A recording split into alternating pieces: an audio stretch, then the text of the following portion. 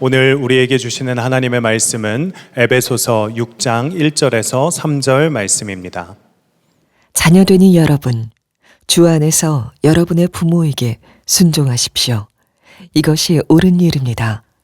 내 부모를 공경하라고 하신 계명은 약속이 딸려있는 첫째 계명입니다. 내가 잘 되고 땅에서 오래 살 것이다 하신 약속입니다.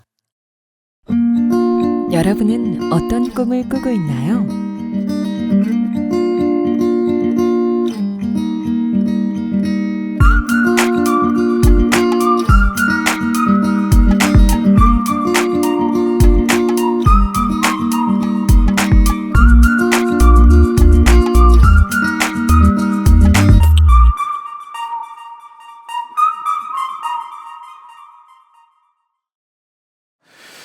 오늘 제목은 약속이 있는 첫 계명이라는 제목의 말씀을 나누도록 하겠습니다. 현대인들이 관심을 갖는 주제들이 참 많이 있습니다. 삶의 우선순위는 무엇인가? 시간 관리를 어떻게 해야 할 것인가? 생명 존중에 대해서, 재정에 대해서, 성에 대해서, 언어에 대해서, 그 다음에 욕망에 대해서, 이런 주제들은 우리가 좀 관심을 갖는 주제들인데 놀랍게도 성경에는 이미 그 주제를 아주 상세히 다루고 있습니다. 그 주제를 다루고 있는 말씀이 바로 십계명입니다. 나 외에 다른 신을 섬기지 말아라. 우선순위에 대한 말씀이고, 안식일을 지켜라. 우리의 삶의 시간을 멈추어 주님 앞에 드리는 이런 말씀들이 쭉 나오죠. 그래서 이 십계명의 첫째 계명부터 넷째 계명은 하나님을 어떻게 사랑해야 하는지, 다섯째부터 열째는 우리 이웃을 어떻게 사랑해야 되는지, 곧 십계명은 전부 사랑에 대한 말씀입니다. 그래서 예수님은 이 성경 전체를 딱 두 구절로 요약을 하셨죠. 하나님을 온 마음과 뜻과 정성과 목숨을 다해 사랑하고 내 이웃을 내 몸과 같이 사랑하라. 이것이 모든 율법의 전부라고 말씀을 하십니다. 그러면서 이제 이웃에 대한 말씀, 이 십계명 중에 다섯 번째이지만 사실상 이웃에 대한 말씀 중엔 첫 번째입니다. 심지어 살인하지 말라보다 먼저 있는 것이 바로 부모를 공경하라입니다. 여러분들은 부모님을 공경하고 계십니까? 아마 그러시리라 믿습니다만 그렇지 않은 분들도 아마 있으실 겁니다. 지난달에 종영한 드라마죠. 복싹 속았수다. 저는 왜 자꾸 뭐가 속았나 이런 생각을 했는데 봤더니 속은 게 아니고 참 수고 많았다라는 표현인데, 부모님께 드리는 표현입니다. 사랑과 존경과 감사를 담아 복싹 속았수다. 수고 많으셨습니다. 이런 표현이죠. 주인공 오애순과의 관식, 그 아버지, 참 사랑스러운 부부인데 자녀를 위해서 모든 것을 내어놓는 부모입니다. 이 오애순은 제주도에서 해녀의 가난한 딸로 태어났습니다. 똑똑해서 공부를 잘했어요. 그리고 문학 소녀가 될 꿈을 갖고 대학교에 진학하고 싶었으나 이른 나이에 아이를 갖게 됩니다.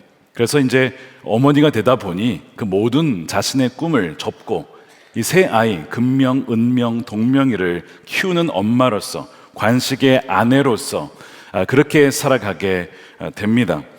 나중에 이제 이 첫째 금명이가 명문대에 들어가고 나중에 일본 유학을 가고자 하는데 돈이 없는 겁니다. 딸이 말도 못하고 이러고 있는데 자식의 마음을 잘 헤아리는 부모가 얘가 돈이 없어서 이렇구나. 그래서 정들었던 그 추억이 있는 집을 팔아서 딸의 유학을 지원을 하죠. 자신들의 꿈과 모든 소망이 담겨있는 집을 팔아 자녀를 위해 헌신하는 것입니다. 그렇게 유학을 가려고 하는데 딸이 걱정하는 겁니다. 내가 잘할 수 있을까? 그때 아버지 관식이 늘 얘기하죠. 늘 했던 대로 하다가 두려우면 빠꾸해, 빠꾸. 늘 아버지가 있을 거야. 걱정하지 마. 나중에 아버지가 일찍 돌아가십니다. 평생을 자녀를 위해서 헌신하다가 병이 들어서 일찍 돌아가시게 되죠. 돌아가신 후에서야 딸은 아버지에게 이 한마디를 하지 못했다는 걸 깨닫습니다. 내가 인생의 외주를 걸을 때 아버지는 항상 밑에서 그물을 준비해 주셨다. 언제든지 떨어져도 괜찮으니 염려하지 말고 가렴. 그것이 내 아버지였는데 그 한마디 하지 못했다라고 그 딸이 후회하는 장면들이 나오죠. 이 드라마를 통해서 우리 부모님들의 자녀를 향한 사랑은 이 자녀는 다 알 수 없다는 겁니다. 자녀는 다 알 수 없어요. 서운한 것이 있어도 왜 그랬었는지 이 부모의 심정이 아니면 모른다는 것이죠. 그렇지만 이렇게 완벽해 보이는 부모인 것처럼 보이지만 그곳에는 또한 완벽한 부모가 없다는 것을 보여주는 장면들이 나옵니다. 둘째 운명의 아들이 속을 썩이는 겁니다. 늘 부모의 말을 안 듣고 불량 친구들과 어울리고 나중에는 결국에는 사고를 쳐서 감옥에 들어가게 되죠. 대화를 하던 중에 얘가 왜 이러나 보니까 그 얘기를 하는 거예요. 늘 엄마 아빠는 누나가 최고였지, 첫째가 최고였지, 늘 누나가 자랑스러웠지, 자기는 관심받지 못했다는 겁니다. 사랑받지 못했다는 거예요. 그래서 나 좀 봐달라, 그렇게 사고를 친 거죠. 나중에 얘기 중에 편애하는 것은 참 치사한 거야, 이런 얘기를 해요. 부모님의 마음에 상처를 줍니다. 사실 사랑하지 않은 게 아니었습니다. 방식이 달랐던 것이고 그랬던 것뿐인데 그런 장면들이 나와요. 자, 이 드라마를 보게 되면 역시 부모는 완벽하지 않다는 걸 알게 돼요. 저도 부모로서 정말 좀 완벽한 부모가 되고 싶지만 그렇지 못한다는 것을 자녀를 키우면서 여러 번 깨닫게 됩니다. 그래서 정말 부모를 공경하는 이 말씀을 보면 많은 경우에 이렇게 헌신하신 부모님이 계시니 우리가 부모님 살아생전에 정말 마음 아프지 않도록 정말 잘 대해드리는 것이 필요하겠다, 그렇게 결단하는 분들도 계실 것이고, 또 한편으로는 편애를 당하거나 또한 사랑받지 못하거나 심지어 학대를 당한 자녀들의 입장에서는 이 말씀이 그다지 그렇게 공감이 되지 않는 그런 분들도 분명히 계시리라 생각이 됩니다. 자, 오늘 이 가정부흥의 주제가 다시 꿈꾸다인데 이 말씀의 배경은 야곱입니다. 도대체 야곱과 이 가정부흥회가 무슨 상관이 있을까 싶죠. 이 본문이 되어주는 창세기 28장 배경은 야곱이 집을 나간 뒤에 정말 황량한 광야에서 잠이 드는 그 배경을 갖고 있습니다. 여러분, 왜 야곱이 집을 나가야 했습니까? 여러 가지 원인이 있었는데 그 중에 하나가 아버지 이삭의 편애 때문이었습니다. 쌍둥이 아들을 낳았습니다. 그 에서와 야곱을 낳았죠. 이삭은 믿음의 사람입니다. 하나님께서 부르신 그 가나안 땅을 떠나지 말고 머물러 있으라. 어려움이 있어도 힘든 일이 있어도 그 약속 붙잡고 남아있던 사람이 이삭이에요. 그러니까 이삭은 참 좋은 사람이고 믿음의 사람인데 완벽한 아버지는 아니었습니다. 왜냐하면 에서를 사랑했습니다. 아버지 이삭은 에서를 장자를 사랑했다는 거예요. 그래서 편애한 장면이 나옵니다. 자, 창세기 25장 28절이죠. 이삭은 에서가 사냥해 온 고기의 맛을 들이더니 에서를 사랑하였고, 그리고 리브가는 야곱을 사랑하였다. 이렇게 부모의 사랑이 양쪽으로 갈리게 된 겁니다. 성경은 이삭이 에서를 야곱보다 더 사랑했다 이렇게 말하지 않습니다. 차라리 그러면 그리고 야곱도 사랑했구나 알 텐데, 야곱을 사랑했던 말은 나와 있지 않고 에서를 사랑했던 말만 나와 있습니다. 아니, 이렇게 대놓고 편애도 되는가 싶죠. 이유를 이렇게 얘기를 합니다. 에서를 사랑한 이유가 에서가 사냥해온 고기의 맛을 들였기 때문이라고 이렇게 얘기를 해요. 정기적으로 부모에게 맛있는 음식과 단백질을 공급해드리는 이 아들이 이 아버지 입장에서는 얘가 참 효도하는구나 아마 생각을 했는지도 모르죠. 반면에 이 야곱은 성경은 뭐라고 표현하냐면 성격이 차분해서 늘 집에서 살았다 이렇게 되어 있습니다. 늘 아들이 집에 있는 것도 좋지만 한편으로 이 아들이 뭘 하겠나, 왜 맨날 집에만 있나 이렇게 생각했을 수도 있죠. 형과 너무나 다른 성격과 성향을 가진 두 아들을 보며 이 부모의 입장, 특별히 아버지 입장에서는 누구 한 편을 더 사랑을 하게 된 것 같습니다.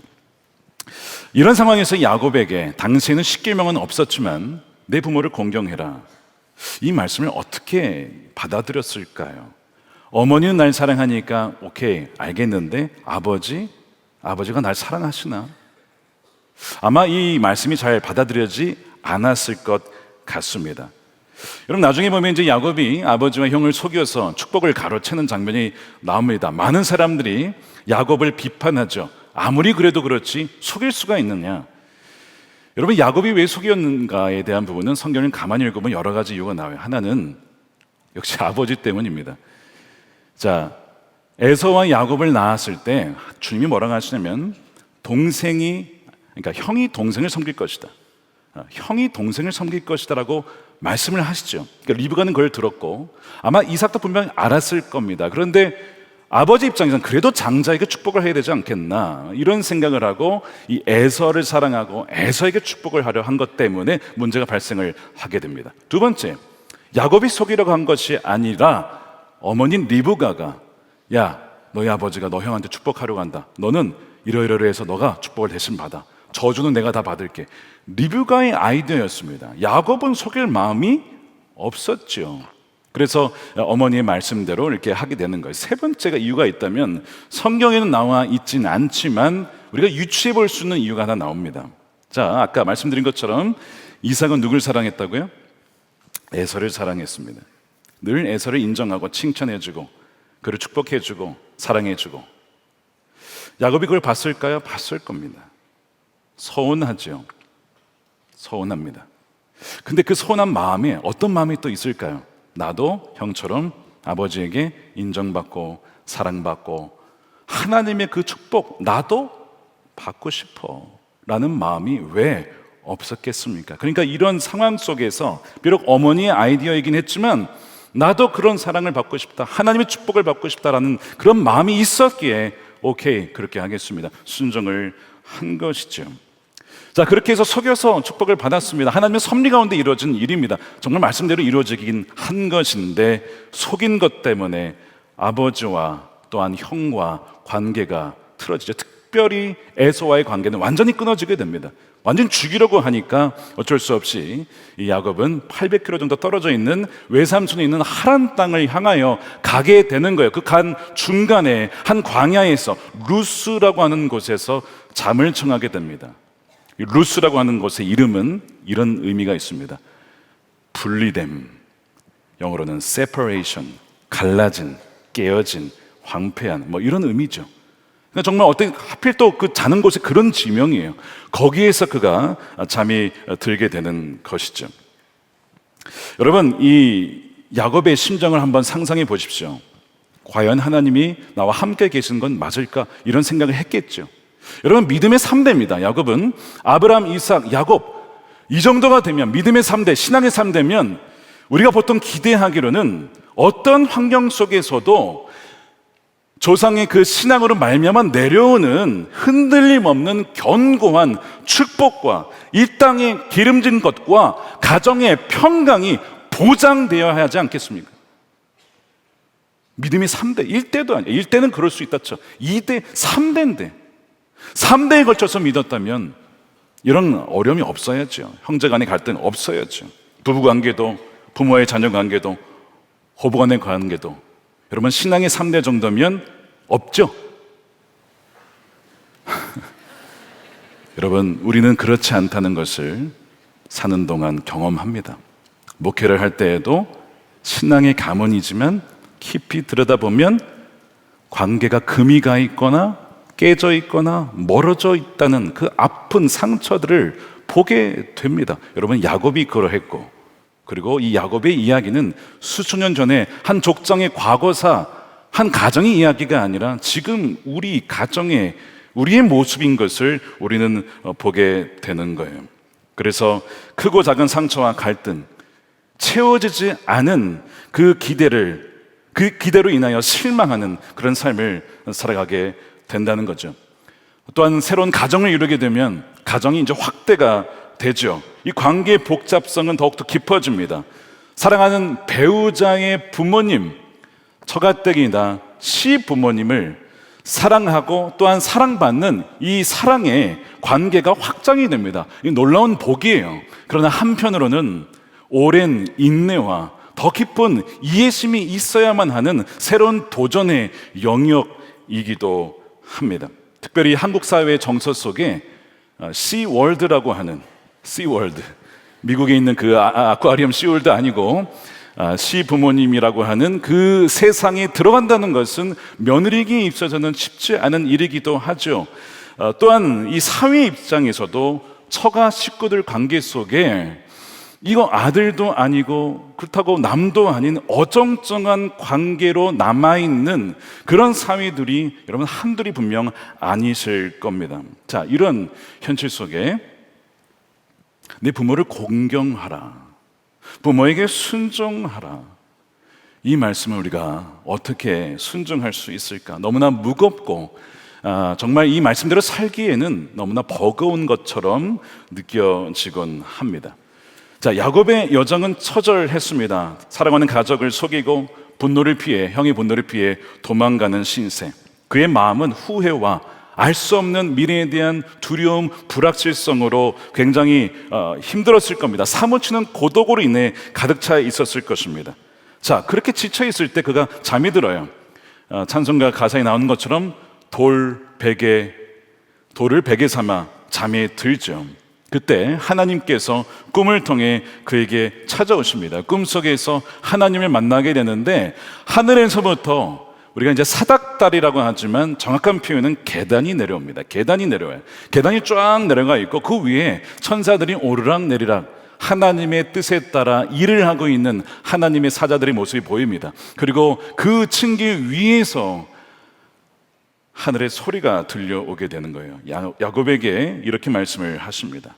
창세기 28장 13절입니다. 주님께서 그 층계, 계단 그 위에서 말씀하셨다. 나는 주 너의 할아버지 아브라함을 보살펴준 하나님이요 너의 아버지 이삭을 보살펴준 하나님이다. 무슨 얘기입니까? 내가 너희 아브라함을 내가 지었고 길렀다. 너의 아버지 이삭도 내가 만들었고 내가 길렀고 보살폈다. 무슨 얘기입니까? 하나님이 진정한 아버지라고 하는 것을 보여주는 것입니다.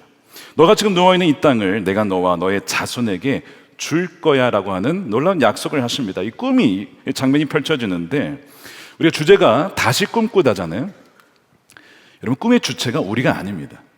우리가 어떤 가정의 회복을 꿈꾸는 건 물론 맞지만 그러나 그 꿈을 꾸게 하고 이루시는 분은 누구시냐? 오늘 말씀에 하나님이 하신다는 것입니다. 하나님이 꿈을 꾸고 하나님께서 그렇게 하시겠다라고 야곱에게 찾아오신 장면이 바로 이 창세기 28장 말씀인 것입니다. 절망의 한가운데 야곱이 하나님을 찾은 게 아니었어요. 그런데 하나님이 야곱을 찾아오신 것이죠. 하늘로부터 땅으로 이어지는 은혜의 계단을 통하여 일방적인 약속과 위로 그리고 새로운 미래에 대한 꿈과 소망을 그 야곱의 메마른 심령 가운데 말씀을 통해서, 이미지를 통해서 생생하게 전달해주고 계신 것이죠. 이 천국의 계단은 뭘 의미할까요? 이 계단은 단절된 하나님과 우리의 관계, 하늘과 땅, 거룩하신 하나님과 죄 많은 인간 사이에 깨어진 관계를 회복시키시는 하나님의 주권적인 은혜와 사랑을 선명하게 보여주는 상징이 바로 이 계단인 것이죠. 자, 그렇다면 우리의 깨어진 관계들 속에, 여러분들의 혹시 부모님과의 관계 속에, 자녀와의 관계 속에 멀어진 분들이 계십니까? 깨어진 관계 속에, 또 형제 간의 갈등 속에 이 진정한 회복은 어디에서 시작될 수 있을까? 바로 이 계단이 바로 키워드입니다. 여러분, 이 계단은 무엇을 상징하냐면 바로 예수 그리스도를 상징합니다. 야곱이 꿈에서 본 그 놀라운 계단은 누구를 가리키는지 요한복음에서 예수님 당신께서 직접 설명을 하시죠. 요한복음 1장 51절에 예수께서 그에게 말씀하셨다. 내가 진정으로 너희에게 말한다. 너희는 하늘이 열리고 하나님의 천사들이 인자 위에 오르락내리락 하는 것을 보게 될 것이다. 아까 창세기 28장에서는 인자가 아니라 뭐가 들어가 있었습니까? 층계 위에 라고 되어 있었죠. 그런데 예수님은 그 층계를 단어를 바꾸셨어요. 그 층계는 바로 나였다라고 말씀을 하시죠. 무슨 얘기냐면 절망적인 우리 가정의 상황 속에 우리로서는 절대 회복할 수 없지만 그러나 주님께서 계단이 되어 주셔서 갈라진 관계를 회복시키러 오신다는 것을 말씀하신 것이죠. 이미 창세기에서 그것을 보여주셨어요. 야곱은 그것을 꿈으로 본 것이고 예수님이 그것을 실현하기 위하여 이 땅에 오신 것입니다. 여러분, 부모와 자녀 간의 관계 속에 틀어진 분이 계십니까? 이 관계를 어떻게 회복해야 될까? 이거 뭐 어떻게 시작해야 할지 모르는. 또 한편으로는 왜 우리 가정은 이럴까? 하나님, 우리 가정은 왜 이렇게 버려두셨습니까? 왜 우리 가정은 이렇게 화목하지 않습니까? 라고 생각하는 분은 계십니까? 오늘 주님 뭐라고 하시냐면, 내가 계단이다. 내가. 여러분들이 예수님을 정말 믿고 예수님을 정말 신뢰한다면 이미 예수님이 계단으로 여러분들의 가정 가운데 오셔서 그 깨어진 가정을 회복하기 시작하셨다는 것을 여러분 믿으시길 축복합니다. 주님 외에는 이 관계를 회복시킬 방법이 없다라고 하는 것을 주님은 말씀하시는 거예요. 그래서 꿈도 하나님이 시작하셨고 방법도 하나님께서 계단을 통해 예수 그리스도를 보내주셨고 또한 장차 회복하시고 우리의 구원이 되실 분이 바로 주님이심을 오늘 이 말씀을 통해서 우리에게 증거하고 계시는 것입니다. 우리는 이제 살다 보면 자녀가 되어서 부모에게 어떤 기대를 할 때가 있죠. 특히 어릴수록 아이들은 부모에게 많은 기대를 합니다. 우리 부모님은 이런 해주실 거야. 물론 많은 사랑을 베풀어 주시고 우리를 키워주셨지만 그러나 때로는 그렇지 못하다는 것을 경험합니다. 부모님이 다 해줄 수 있는 것도 아니고 또한 부모님도 완전하진 않구나. 그런 과도한 기대가 꺾이고 실망이 찾아왔을 때 근데 주님 뭐라 하시냐면 내가 참된 너의 부모다. 아버지다. 너의 그 사랑을 무조건적인 그 사랑을 채워줄 수 있는 자는 나 외엔 없다는 것을 주님 말씀하시는 거예요. 우리가 예수님의 그 사랑, 나를 위해 죽으시고 모든 것을 내주신 그 사랑을 경험할 때에만 오늘 뭐라고 하냐면 우리가 진정 부모님을 공경할 수 있다라고 말씀을 하고 있는 거예요. 오늘 이 말씀에 계속해서 보면 이 야곱이 나에게는 하나님이 안 계신 것 같아 라고 생각할 때 주님이 나타나셨어요. 그러면서 계단을 보여주시고 천국을 보여주시고 그러면서 약속의 말씀하시기를 창세기 28장 15절에 말씀하시기를 내가 너와 함께 있어 어디로 가든지 너를 지켜주며 내가 너를 다시 이 땅으로 데려오겠다. 내가 너에게 약속한 것을 다 이루기까지 내가 너를 떠나지 않겠다. 우리 육신의 부모님은 언젠가는 우리를 떠나시게 되죠. 그리고 이미 떠나보낸 분들도 계시리라 생각합니다. 그런데 하나님은 우리의 영원한 아버지가 되어주셔서 우리를 떠나지 아니하시고 우리의 삶을 끝까지 선하게 인도해 주신다고 약속해 주시는 것입니다. 야곱은 이때까지 하나님이 함께 하신 줄을 몰랐어요. 그런데 그가 이제서야 고백을 하죠. 28장 16절입니다. 야곱은 잠에서 깨어 생각하기를 주님께서 이곳에 분명히 계시는데 내가 미처 그것을 몰랐구나. 주님이 분명히 계시는데 몰랐다. 이 말씀을 여러분들의 가정의 상황에 한번 비춰보시기 바랍니다. 이런 상황인데도 주님이 계시는 것일까? 이 정도로 관계가 멀어져 있는데도 주님이 계시는 것일까? 야곱처럼 그렇게 생각할 수 있어요. 근데 주님이 안 계신 것이 아니라 우리가 모르는 것일 뿐 주님은 한 번도 여러분들을 떠나신 적이 없다는 것을 여러분 믿으시는 여러분 되시길 축복합니다.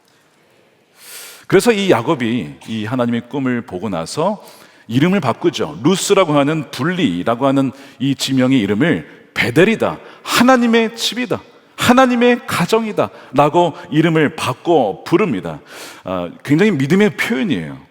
어떤 일을 겪고 나서 어려움이 있을 때, 상처가 있을 때 거기에 머무는 것이 아니라 믿음으로 선포하고 그 부정적인 사건을 믿음의 언어로 바꾸는 것은 굉장히 중요한 거예요. 그래서 베델이라고 바꾸면서 나는 하나님의 집, 바로 그 안에 사는 자녀야. 그렇게 선포를 해요. 실제로 그 다음에 이제 그 배우자를 만나서 가정을 이루고 나중에 여러분 야곱의 이름이 이스라엘로 바뀝니다. 민족의 이름을 바뀌죠. 하나님께서는 야곱을 통하여 가정을 세울 뿐만 아니라 민족을 세우시고 이제는 예수 그리스도를 통하여 새로운 이스라엘인 교회와 하나님의 백성들을 세우는 자로 그 야곱을 택하셨다는 것입니다. 그러므로 여러분 가정에서 부정적인 일들과 사건을 경험했을 때 야곱처럼 하나님의 은혜로 말미암아 믿음으로 선포하십시오. 우리 집은 망한 집안 아니고 갈라진 집안 아니고 하나님의 집 베델이야. 하나님의 은혜를 부어주시니 그 루스가 변하여 베델이 될 거야 라고 선포하는 여러분들 되시길 축복합니다. 그럴 때에 그 믿음대로 될 것입니다. 지난 주간에 젊은이 교회에 부모님을 위한 특별 새벽 기도회가 있었어요. 부모님의 사랑에 감사하여 드리는 우리 친구들도 있었지만 부모님과의 관계가 좋지 않은 청년들도 있고 부모님이 아직 예수를 믿지 않는 부모님도 참 많이 있습니다. 그 청년들이 나와서 새벽에 새벽 기도를 하게 되는 거예요. 그 중에 한 자매가 이런 고백을 한 것을 듣게 되었습니다. 초등학교 때부터 아버지와 함께 살지 못한 거예요. 아마 아버지가 가정을 떠나셨든지 그렇게 해서 이렇게 떨어져 살게 되니까 이 딸은 자라면서 아버지가 필요할 때 그 아버지가 늘 안 계셨기 때문에 늘 그 아버지의 서운한 마음과 미운 마음과 아마 그런 마음을 가지고 살았던 것 같아요. 그러던 중에 지난해에 아버지가 큰 사고를 당했다는 소식을 듣게 됩니다. 병원에 갔더니 중환자실에 아버지가 누워 있는데 이 안면에 이 목과 큰 사고를 당해서 이 목을 절개하고 수술을 하는 바람에 아버지가 말을 못 하시는 거예요. 기가 막혀져. 아무리 그 떠난 아버지라고 하지만 아버지가 그 심한 사고를 당하고 이러고 계시니 마음이 좀 짠했을 것 같습니다. 그때 이제 아버지가 말을 못 하니까 딸을 보자 손으로 쪽지에 뭐를 적더랍니다. 그러니까 나에게 뭐 부탁하실 게 있나 보다. 음식을 갖다 달라 뭐 이런 부탁을 하나 보다 하고 쪽지를 봤는데 거긴 이렇게 쓰여 있었습니다. 딸아, 밥 먹었니? 라는 의외의 쪽지가 적혀 있는 거예요. 아버지에 대해서 전혀 기대하지 않았던 그 딸이 그 쪽지 속에, 그 짧은 말 속에 그 아버지가 나를 사랑하지 않은 게 아니었다는 것을 알게 된 것이죠. 그러면서 이렇게 고백합니다. 겉으로 보기에 참 눈물로 보낸 나날이었지만 이 시간을 통해 아버지를 이해하게 되었습니다. 그리고 아버지를 위해 진짜 기도하게 되었습니다. 그러면서 나중에 이제 아버님이 회복을 하고 퇴원을 하면서 이 딸과의 관계도 조금씩 회복이 되니까 또 그래서 그랬는지 이렇게 말씀을 하시더랍니다. 하나님은 정말 살아계시는구나. 그는 선하신 분이시구나. 아버님의 입술에서 그런 고백을 하셨다는 것입니다. 여러분, 깨어진 관계를 회복할 힘은 우리에게 없지만 하나님이 우리에게 누구를 보내줬습니까? 우리의 생명의 계단 대신 예수 그리스도를 보내주셨습니다. 누구든지 그분을 믿을 때에 깨어진 관계가 회복이 되어지고 용서를 하게 되어지고 이해를 하게 되어지는 그런 베델, 하나님의 집이 세워지는 여러분들의 가정이 될 줄로 믿습니다. 그렇다면 이 야곱의 절망적인 광야에서 먼저 찾아와 주시고 하나님의 선행하는 은총은 우리의 삶에 대해서 또한 우리 부모님을 공경하는 것에 대해서 어떠한 빛을 비춰줄까요? 오늘 에베소 6장에 보게 되면 부모에게 순종하라라고 했을 때 그냥 하지 않고 이렇게 말씀을 합니다. 자, 1절 말씀에 자녀된 여러분 주 안에서 여러분의 부모에게 순종하십시오. 이것이 옳은 일입니다. 이것이 마땅한 일이고 이것이 하나님께서 창조하신 질서입니다. 이렇게 말씀을 하시는 거예요. 그런데 주 안에서 순종하라라고 말씀했어요. 어떤 의미일까요? 여기는 여러 가지 의미가 있는데 가장 중요한 의미는 우리의 순종은 야곱에게 먼저 찾아오신 그를 붙드셨던 그 주님과의 살아있는 관계의 뿌리를 두여함을 의미하면서 부모님께 진심으로 순종하는 것은 우리의 능력이 아니라 주님의 능력과 그분이 부어주시는 은혜로 온전히 가능하다는 것을 주 안에서 순종하라라고 말씀을 하신 겁니다. 우리는 주님의 은혜로 말미암아 우리를 찾아와 주시고 우리를 건져주신 그 사랑으로 말미암아 부모님께 온전히 순종할 수가 있는 것이고, 또한 이 의미는 주 안에서 순종하라는 것은 만일 부모님이 하나님 말씀에 어긋나는 말씀을 하시면 먼저 우리가 순종해야 될 대상은 하나님이라는 것을 말씀하는 거예요. 그래서 어긋난 얘기를 하시면 우리는 말씀에 주님께 순종해야 될 의무가 있다. 그걸 말하면서 그 어떤 한계를 또한 짚고 있습니다. 2절에 보면 내 아버지와 어머니를 공경하라고 되어 있죠. 여러분, 공경이라는 단어가 굉장히 중요한 단어예요. 이것은 부모를 향한 우리의 태도를 말합니다. 공경이라는 단어에는 추산해봐라, 계산해봐라 이런 의미가 담겨 있어요. 너가 어디에서 왔는지를 한번 추산해봐, 헤아려봐. 여러분, 우리가 어디에서 왔죠? 우리 주님으로부터 왔습니다. 그렇지만 우리 육신은 아버지와 어머니로부터 DNA를 각각 반반씩 받았어요. 하나님께서 우리를 지으실 때 택하신 축복과 생명의 통로로 부모님을 택하신 거예요. 그렇기 때문에 부모님을 공경하라는 것은 부모님이 완벽하든 그렇지 않든 연약하든 상관이 없이 하나님이 우리를 지으실 때 통로로 삼으신 그 부모라고 하는 자리, 포지션 때문만이라도 공경해야 한다라고 하는 의미가 바로 이 말씀에 담겨 있는 것입니다. 그리하여 부모님을 공경하는 것은, 이 단어는 또한 다른 곳에서는 하나님께 쓰이기도 합니다. 하나님을 경외하라 할 때 종종 이 단어가 쓰이기도 합니다. 그만큼 부모님을 공경하는 것은 곧 하나님을 경외하고 사랑하는 것과 같다라고 여겨 주신다라고 하는 것이죠. 그러면서 오늘 말씀의 이제 핵심입니다. 2절에 보면 내 부모를 공경하라 하신 계명은 약속이 딸려 있는 첫째 계명입니다라고 말씀하죠. 약속이 딸려 있는 계명이라는 거, 이게 무슨 의미냐? 여러분 십계명을 보시면 여러분 성경책 펴시면 맨 뒤에 십계명이 있습니다. 그런데 다른 데에는 약속이 하나도 안 붙어 있는데 오직 부모를 공경하라 해놓고서 그 뒤에 약속이 붙어 있는 것을 발견하게 되실 거예요. 그 약속이 뭐가 붙어 있느냐? 신명기 5장 16절입니다. 자, 이 말씀 중요하니까 우리 한번 읽어보겠습니다. 시작. 너의 부모를 공경하여라. 주 너희 하나님이 명하신 것이다. 그래야 너희는 주 너희의 하나님이 너희에게 준 땅에서 오래 살면서 복을 누린다. 아멘입니까? 다른 거는 뭐 살인하지 말라, 거짓말하지 말라 이로 끝났는데, 이거는 부모를 공경하라. 그리하면 너희가 장수가 할 것이고 너희에게 복이 있을 것이라고 약속이 딱 붙어 있는 거예요. 그래서 약속이 있는 계명이라고 말씀하고 있는 것이죠. 여러분, 부모님을 공경하는 것은 단지 이것 때문에 공경하는 것은 아니지만 하나님께서 그리하면 너에게 이 복이 있을 거야. 이 복은 이 땅에서 건강하고 형통하고 영적인 복을 누릴 뿐만 아니라 삶의 전반적인 영역 속에서 하나님께서 부어주시는 평강을 의미합니다. 여러분, 이 복이 부모를 공경함으로 또한 하나님을 경외함으로 여러분들의 삶에서 누려지는 여러분들의 가정이 되시기를 축복합니다. 이 야곱이요, 하란에서 돌아와서 하나님의 은혜로 형과 화해하죠. 형이 용서를 해줍니다. 그리고 아버지 이삭을 뵙게 돼요. 오랜만에 뵙게 됩니다. 어머니는 중간에 돌아가셨어요. 여러분, 우리가 부모님을 사랑하고 건강할 수 있는 시간은 항상 있는 건 아닙니다. 때가 되면 부모님은 돌아가시기에 늦기 전에 우리가 공경하고 사랑해야 될 이유가 바로 여기에 또한 있습니다. 어쨌든 어머니가 계시지 않는 상황에서 아버지를 뵙고 나중에 이제 아버지 이삭이 나이가 드셔서 주님 품에 돌아가시게 됩니다. 그때 우리가 이제 성경을 읽다면 그것은 잘 지나가기 마련인데 이렇게 되어 있습니다. 에서와 야곱이 아버지 이삭을 장사하였더라. 나 아버지 나 안 사랑했으니까, 형만 편애했으니까 나 장사 안 해.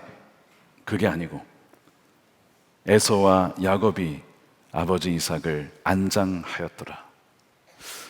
이 짧은 메시지지만 우리에게 주는 어떤 깊은 메시지가 있어요.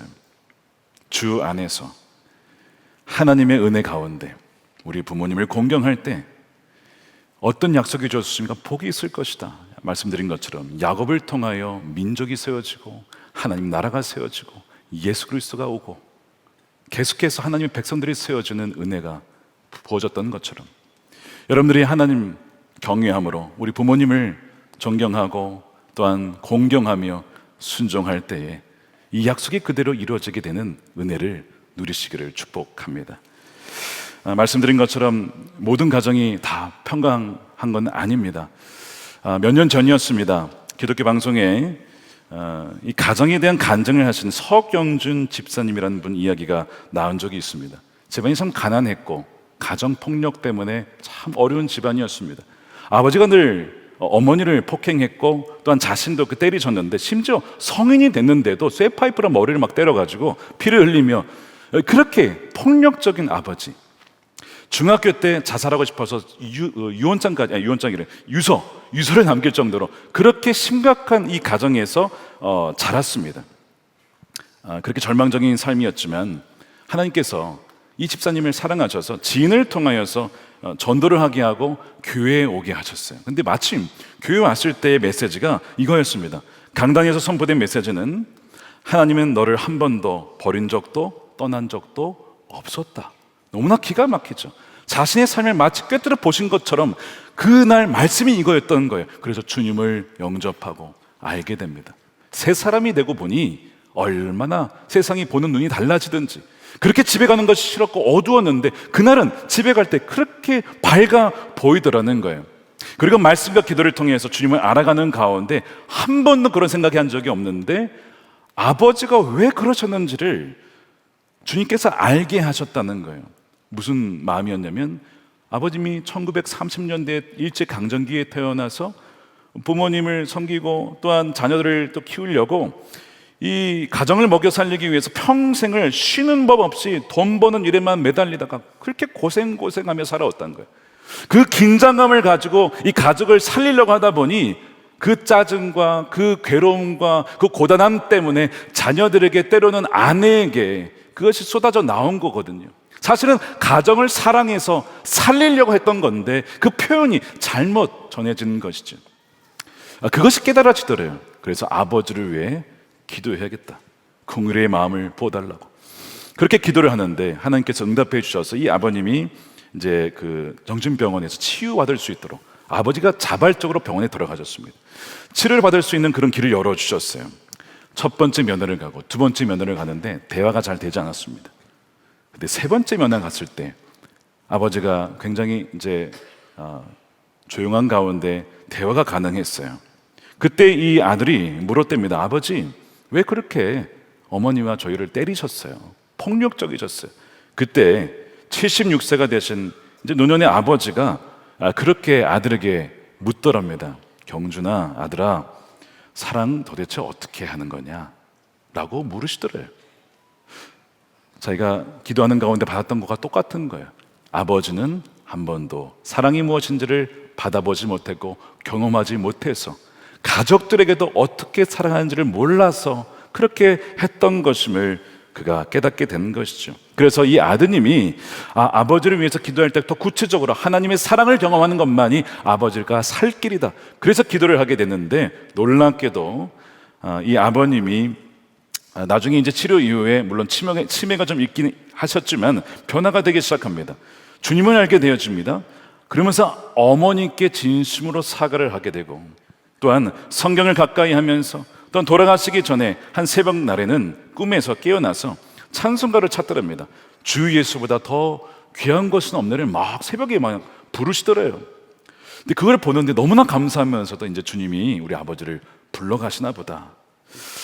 그래서 이제 임종 직전에 의식이 희미한 중에 다시 한번 복음의 메시지를 들려줄 때 아버님이 아멘, 아멘 하면서 그렇게 복음을 받아들이시고, 그리고 이제 가족을 알아보지 못하지만 나는 예수 믿는 사람이지, 이제 나는 예수 믿는 사람이야 라고 고백을 하시고 주님의 부르심을 받으셨다는 거예요. 이 서경준 집사님의 이야기를 보면 이 가정이 회복할 수 있을까? 이건 불가능하다라고 하지만 이 가정에 누가 임한 것인 겁니까? 하나님께서 천국의 계단을 내려주셔서 예수 그리스도를 통하여 아버지와 어머니도 서로 용서하고 화해하고, 또한 자녀의 관계도 놀랍게 풀어지는 놀라운 기적이 일어난 것인데, 그것이 누가 하신 것입니까? 우리 주님께서 하신 것입니다.